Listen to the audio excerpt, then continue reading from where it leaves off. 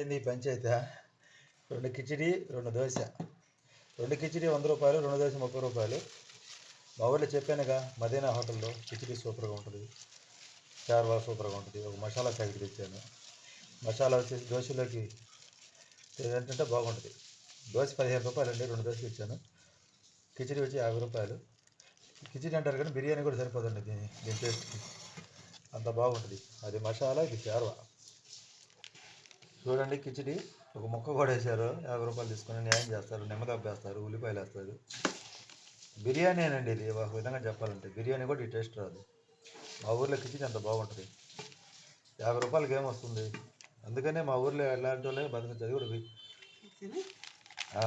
ఎట్లున్నా బతకచ్చు మా ఊర్లో. తక్కువగా బతకచ్చు, ఎక్కువగా బతకచ్చు. మనం ఎలా జీవించాలి. నిన్న చెప్పాను కదా, బిర్యానీ తినాలని తెలియకపోయినని. అందుకని ఉదయాన్ని కిచిడి ఇచ్చాను. ఒక కిచిడి, మసాలా, షార్వా, ఆనియన్స్ చూశారు కదా.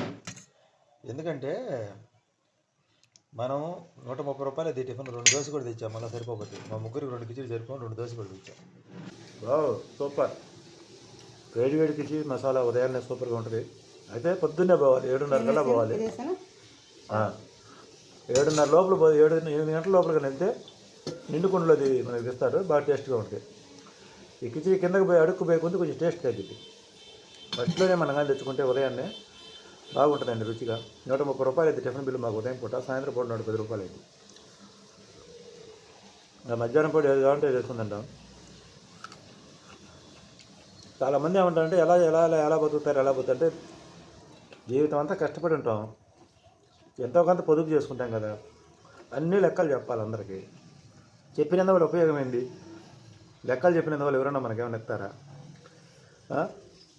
ప్రతి ఒక్కటి లైవ్ పెడితే అన్నీ అడుగుతారు, మీరు ఎలా జీవిస్తారు, పని మానుకుంటే ఎలా చేస్తారు, ఎలా బతుకుతారు. మా బతుకు తెరువు గురించి ఆలోచన చేసే కన్నా మీ గురించి, మీ బతుకు తెరువు గురించి ఆలోచన చేయొచ్చు కదా. మీకు వచ్చి చెడ్డ ఆలోచనలు అంటే అవి మీరు చేసే పనులు, మేము చేసే పనులు కాదు. ఎందుకంటే మేము ఉండేది అపార్ట్మెంట్లో, అన్ని పోర్షన్లు ఎమ్మటెమ్మటి ఉంటాయి.